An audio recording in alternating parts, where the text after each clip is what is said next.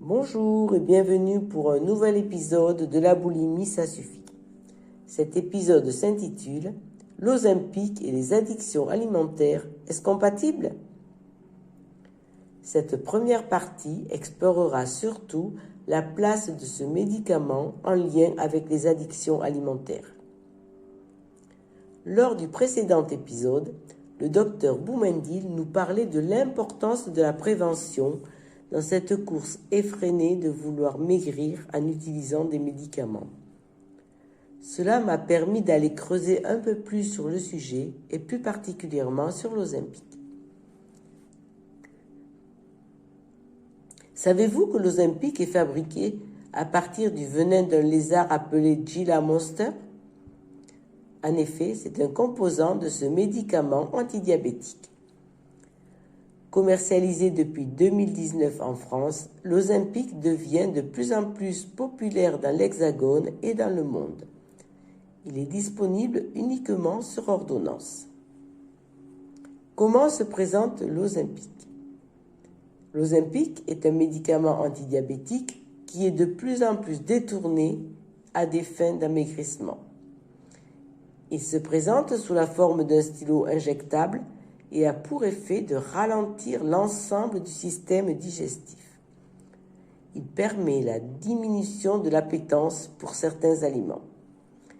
Il a un rôle dans le contrôle de la glycémie.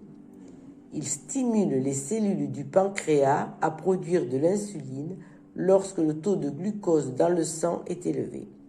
Et cela réduit la sensation de faim. Tous ces mécanismes en font une arme contre le diabète de type 2, caractérisé par une insuffisance d'insuline. Rappelons que le diabète de type 2 correspond à un excès durable de la concentration de glucose dans le sang, l'hyperglycémie. Ce diabète apparaît progressivement et insidieusement.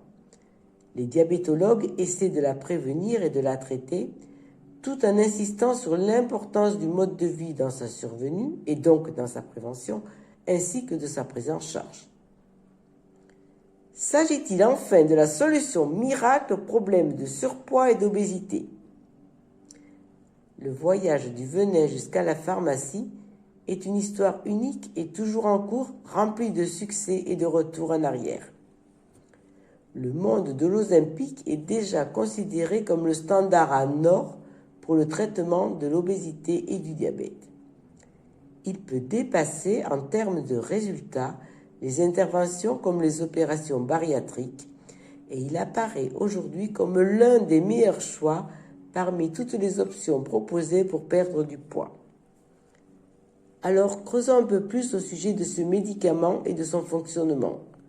D'où vient son succès? Comment peut-on le comparer à d'autres médicaments? Et quels en sont les effets secondaires? Nous nous limiterons ici à son impact par rapport au domaine des addictions au sucre et aux produits industriels. Le pouvoir de l'addiction au sucre et aux produits industriels est une cause majeure de l'obésité et du diabète. Pourrait-il être mis de côté et négligé dans l'engouement de ce nouveau traitement? Si cela arrivait, l'histoire de l'Ozempic pourrait ne pas aboutir à une fin aussi heureuse que prévue. Qu'est-ce que l'Ozempic comparé à d'autres traitements d'obésité et diabète? Allons plus loin. C'est un médicament connu pour son efficacité pour perdre du poids en ayant un contrôle sur l'ingestion du sucre. L'Ozempic imite la fonction de la régulation des hormones et notamment de l'insuline. Cette hormone de la faim qui vide lentement la digestion en délayant le glucose dans le sang. Donc, comme il y aura une meilleure régulation des hormones de la faim, on pourra constater une suppression de l'appétit, ce qui veut dire qu'en fait, on mangera moins. À partir de ces mécanismes, le diabète peut être ralenti et même stoppé dans son élan, avec une perte de poids qui peut arriver rapidement.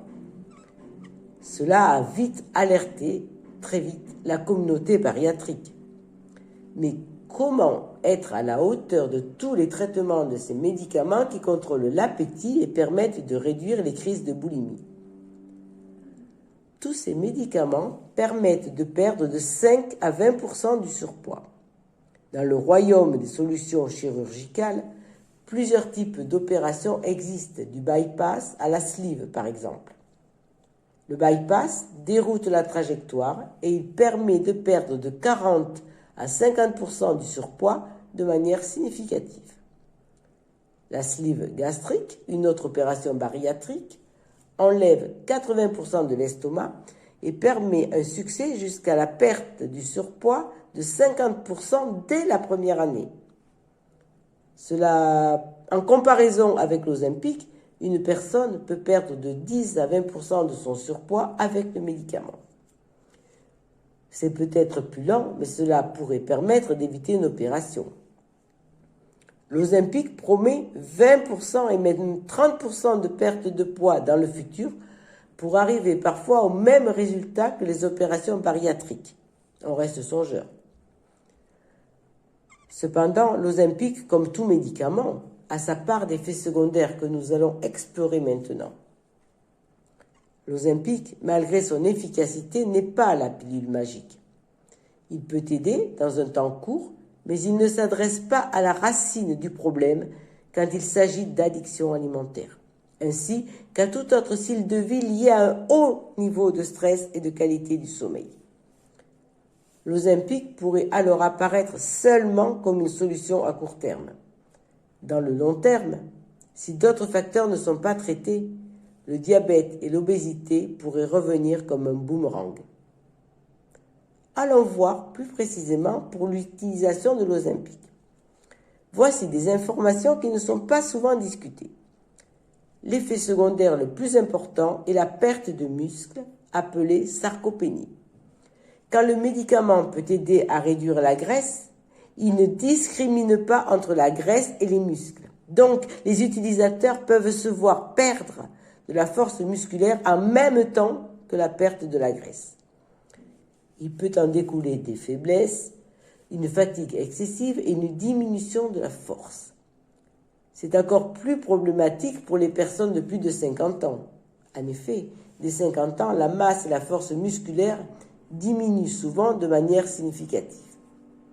Et c'est souvent à ce moment-là que l'on voit le diabète et l'obésité devenir un problème.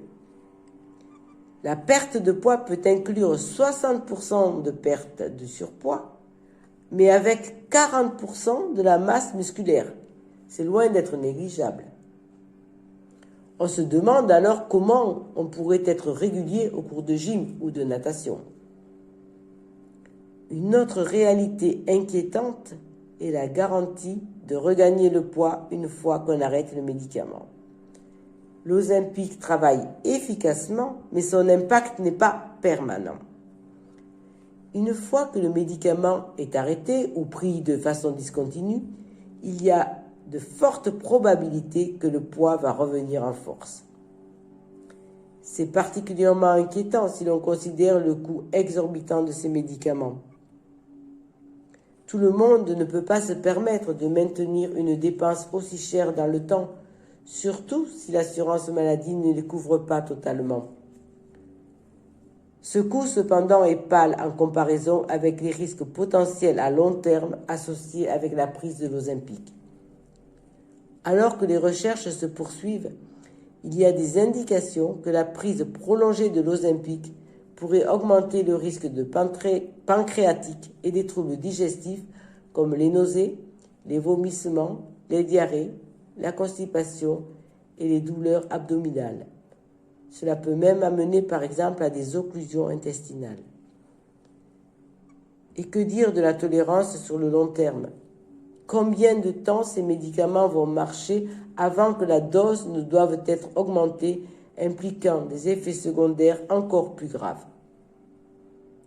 Pour résumer, l'Ozempic offre une promesse de solution pour perdre du poids et contrôler le diabète, surtout dans le court terme. Mais ce n'est pas sans effet secondaire. Ironiquement, le choix de l'utiliser doit être pris sur prescription médicale et après avoir considéré d'autres alternatives beaucoup moins chères, mais souvent moins recommandées. Dans le prochain épisode, la semaine prochaine, je pourrai détailler l'une de ces alternatives possibles à l'Ozempic. Si cet épisode vous a plu, ou interpellé, n'hésitez pas à cliquer sur le pouce et à écrire vos commentaires. Je vous dis à très bientôt.